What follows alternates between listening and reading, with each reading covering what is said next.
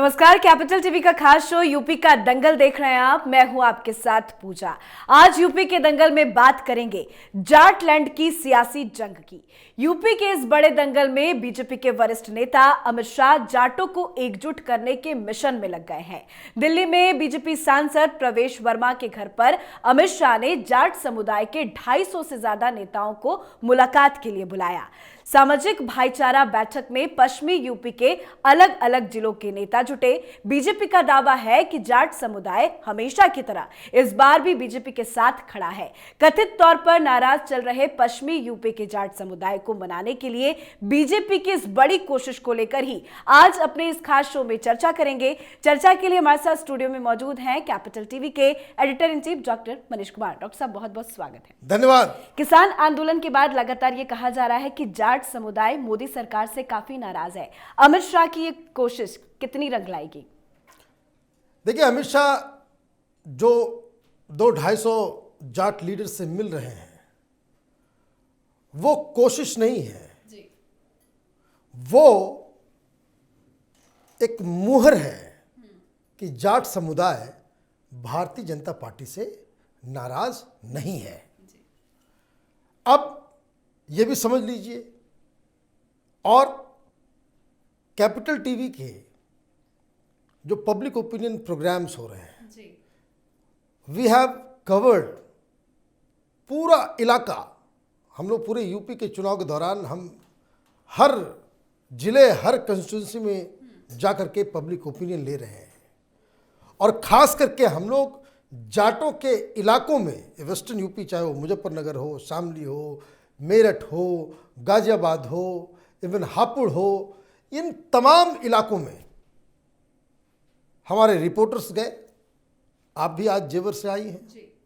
क्या माहौल आपने देखा? जी, जाट समुदाय नाराज नहीं है, कहा यही जा रहा है। ये जो हमारे कैमरे के ऊपर ये लोग क्लियर कट बता रहे हैं कि बीजेपी से हमें कोई नाराजगी नहीं है, ये सिर्फ और सिर्फ, और कारण क्या बता रहे हैं आप इधर उधर की बात जाने दीजिए।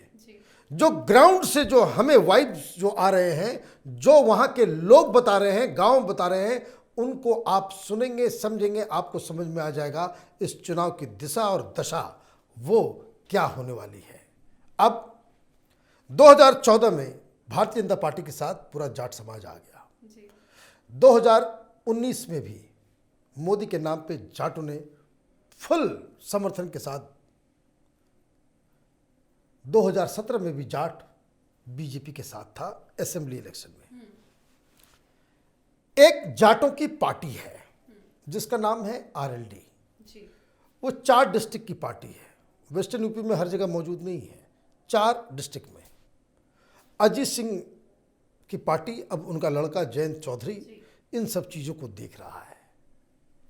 अब इन्होंने गठबंधन की है अखिलेश यादव से।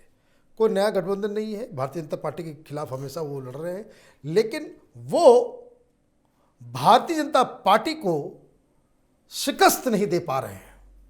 वो अपनी भी सीट लूज कर जा रहे हैं जी। ये बैकग्राउंड जानना इसलिए ज़रूरी है क्योंकि आपको समझ में आएगा कि भाई ऐसा नहीं है कि जाट जो है एक तरफा किसी पार्टी के साथ चला जाता है। There is already a party, वो आपस में उनका ये होता है। अब मसला किसान आंदोलन से शुरू होता है। राकेश टिकैत रोते हैं और अचानक से जाट जो है राकेश टिकैत के साथ आ जाते हैं। उनका कहना, अब जो वो कहते हैं गांव में, जो हमारे रिपोर्टर्स जा रहे हैं, जो वो बता रहे हैं कि देखिए, हम अपने लीडर्स को डाउन तो नहीं होने देंगे जी। लेकिन इसका मतलब ये नहीं कि उनको वोट दे देंगे। हम उनकी इज्जत नहीं गिरने देंगे, उनकी साख खराब नहीं होने देंगे, लेकिन इसका मतलब ये नहीं कि राकेश टिकैत के कहने के ऊपर हम वोट दे देंगे। हमारे रिपोर्टर उस गांव में गए जो राकेश टिकैत का गांव है।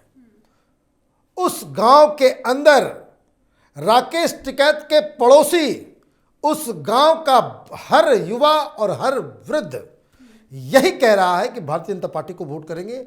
वो किसी को कुछ, उनकी अपनी आंदोलन उनका था, वो अपना करें, लेकिन वोट जो है वो किस बात पे?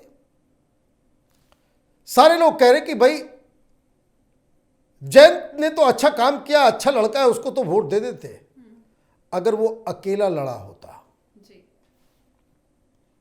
तो जो लोग जयंत के साथ अकेले में थे वो भी भारतीय जनता पार्टी, क्यों?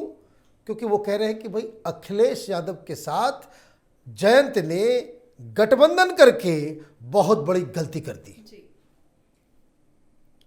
क्यों गलती कह रहे हैं ये लोग? क्योंकि 2013 में वेस्टर्न यूपी में दंगे हुए थे और ये दंगा मूलतः मुस्लिम वर्सेस जाट हो गया था, जिसमें बहुत सारे जाट युवकों की मौत हुई थी। लोग यही कह रहे हैं, खुला कैमरे के ऊपर कह रहे हैं कि हम तो 2013 को नहीं भूल सकते। और उसमें दिक्कत क्या थी वो ये भी समझ लीजिए। वो जो मुजफ्फरनगर शामली का दंगा हुआ था उसका बैकग्राउंड क्या है? उसका बैकग्राउंड कि जाट फैमिली से लड़कियां बाहर जाती थी, मुस्लिम लड़के उसको छेड़ते थे।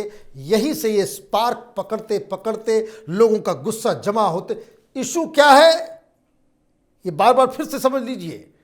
वो जो दंगा हुआ था, दंगा इस बात को लेके हुआ था कि जाट की बहू बेटियां बाहर जाती हैं तो मुस्लिम लड़के तंग करते हैं और इसी तरीके से ये लोगों का गुस्सा जमा होते होते होते 2013 में ये दंगे का रूप धारण कर लिया। अब जो बुजुर्ग हैं वो साफ साफ कह रहे हैं कि पहले तो अखिलेश यादव के सरकार में बहू बेटियां बाहर नहीं जा सकती थी।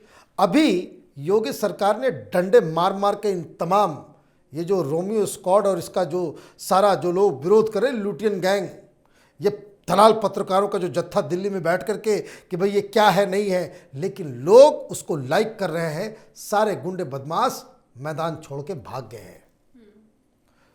तो एक तो सुरक्षा और दूसरा ये जो दंगे की जो पुरानी यादें हैं, मसला पूरा पलट गया। अमित शाह ने तब मुलाकात की है जब उनको ये कन्फर्मेशन हो गया कि जाटों की नाराजगी दूर हो गई है और इसलिए ये जो 250 लीडर जो अमित शाह से मिल रहे हैं वो वापस अपने गांव में जाएंगे और एक जो माहौल बनेगा उस माहौल से ये तमाम ये किसान आंदोलन, ये टिकैत, तो दूसरे ये आरएलडी, ये सारी चीज़ें वो बिल्कुल खत्म हो जाएगी। जी बिल्कुल, आपने बिल्कुल सही कहा। कैपिटल टीवी की टीम लगातार ग्राउंड रिपोर्टिंग कर रही है। मैं भी कई जगहों का दौरा कर चुकी हूँ। किसानों से मैंने बात किया, जाट समुदाय से मैंने बात किया। उनके दो मुद्दे हैं। वो कह रहे हैं कि राकेश टिकैत ने उन्हें बहुत भड़काया है। देखिए, जो किसान आंदोलन जिस समय चला उस समय बेसिकली आप ये भी समझ लीजिए कि जो वेस्टर्न यूपी है वो गन्ना किसानों को लेकर के, यहाँ पे गन्ने की खेती होती है, कैश क्रॉप है, लोग गन्ना लेकर के जाते हैं, मिलों में देते हैं, वो पैसा उनको मिलता है। अब तक उनके साथ अन्याय होता रहा था। इस बार जो चुनाव से ठीक पहले जो गांव में हम लोग जा रहे हैं, किसान क्या कह रहे हैं? किसान कह रहे हैं कि पेमेंट तो ऐसा आज तक कभी हुआ ही नहीं। 15 दिन के बैकलॉग में पैसे मिल रहे हैं, पहले सालों लग जाते थे, पैसे नहीं मिलते थे। दूसरी बात, कितनी तुलाई हो रही है आप ये समझिए कि कई किसान जो ये बताते हैं कि पहले के ज़माने में क्या था, ये गन्ना किसान में माफिया, जिसको ये किसान संगठन वाले सब इस्तेमाल करते थे। ये जो नाराज थे जो लोग, ये मैं शुरू से कहता आ रहा हूँ, उधर पंजाब में ये मंडी के दलाल, अनाज के दलाल, जो बिहार, यूपी, बंगाल से अनाज खरीद करके पंजाब में जाकर के एमएसपी लेकर के करोड़ों रुपए जो है वो बनाता था। और सिर्फ दलाली में हर साल 1700 करोड़ रुपए ये मंडी के दलालों के पास जाया करता था। वेस्टर्न यूपी में क्या है, तो वेस्टर्न यूपी में गन्ना किसान के भी माफिया थे। आपका का नंबर आएगा नहीं लगेगा, लगा दिया, तुलाई कैसे हो रही है, पैसा कैसा आ रहा है, बिचौलिया आ गए, उसमें पूरा वो माफिया दलाल का एक पूरा नेटवर्क क्रिएटेड था। अभी क्या है, सारा कुछ फोन पे आता, कितना गन्ना है, कितनी तुलाई है, कितना वेट है इसका, ये सब कुछ वो डिजिटलाइज कर दिया गया है। तो दलालों की जो कमाई थी वो खत्म हो गई, पैसा सीधा आता है। और बैंक ट्रांसफर 15, अभी जो हमारे जो रिपोर्टर अभी गए हुए थे मुजफ्फरनगर, वो बता रहे थे भाई 15 दिन पहले का। हाँ, कुछ मिल ऐसे हैं, कुछ मिल्स ऐसे हैं कि जिसमें ये साफ साफ पता चल रहा है कि उसमें पैसे देने में देर हो रही है। अब लोग उसके पीछे भी बताते कि भाई वो मिल जिसका रिश्ता जो है वो समाजवादी पार्टी से है, जो अखिलेश यादव ने, मुलायम सिंह यादव ने जिसका उद्घाटन किया था, वहाँ अभी भी पेमेंट में लेट है। लेकिन ओवरऑल, सब मिलों में तो नहीं, लेकिन ओवरऑल जो पेमेंट का जो सिस्टम है वो एक स्मूथ हुआ है, बिचौलियों को दरकिनार किया गया है। तो ये जो पहले भड़काने का काम, ये जो किसान कह रहे हैं आपको, आप गई बहुत सारे लोग किसान, उन्होंने तो ये जो कृषि कानून था इसमें क्या खामी है तो आज तक किन लोगों ने बताया नहीं। पैसे जो है कनाडा से आ रहे थे, आईएसआई की तरफ से आ रहे थे, ये भोले भाले किसानों को ये लोग इस्तेमाल कर रहे थे। भोले भाले किसानों को ये लोग इस्तेमाल कर रहे थे। क्या हुआ भाई, ये तो पंजाब किसान, देखिए आंदोलन यूपी में नहीं हो रहा था, आंदोलन तो पंजाब का था। ये वहाँ खालिस्तानी और ये सारे लोग मिल माल करके अपना वहाँ पे मामला खराब कर रहे थे। लेकिन किसान आंदोलन कर रहा हो और राकेश टिकैत इतने बड़े किसान नेता हैं, वो चुपचाप कैसे बैठ जाए? तो उनको भी तो एक मोर्चा खोलना पड़ गया, वो भी एक मजबूरी, दलील है नहीं। अब गन्ना किसान को पैसे भी मिल रहे हैं, सारा कुछ हो रहा है, तो वो देखिए। और दूसरी एक बड़ी बात मैं आपको बता दूं, किसानों की समस्या हिंदुस्तान में कोई नई नहीं है। आज़ादी के बाद से किसान के साथ जो है अन्याय होता रहा है, लेकिन हिंदुस्तान में आज तक एक भी ऐसा चुनाव नहीं हुआ कि जिसमें किसान अपनी समस्याओं से आंदोलित होकर एक वर्ग बनकर, एक वोट बैंक बनकर उसने वोट दिया हो। मुस्लिम वोट बैंक है, वो एक जगह वोट करते हैं, किसान नहीं करते। किसान जो है वो अपनी, माने किसान एज ए क्लास, एक वर्ग के रूप में कभी वोटिंग नहीं करता। इसलिए कई सारे लोगों को ये जो सपने आ रहे हैं कि किसान नाराज हैं, किसानों के साथ ये हो गया, 700 किसान मर गए। मैं था कल धौलाना के एक गांव में, तो पब्लिक ओपिनियन के दौरान मैंने देखा एक किसान नेता, उनको भी मैंने नज़दीक बुलाया, उनको भी कहा भाई आप भी जो है आप बोलें।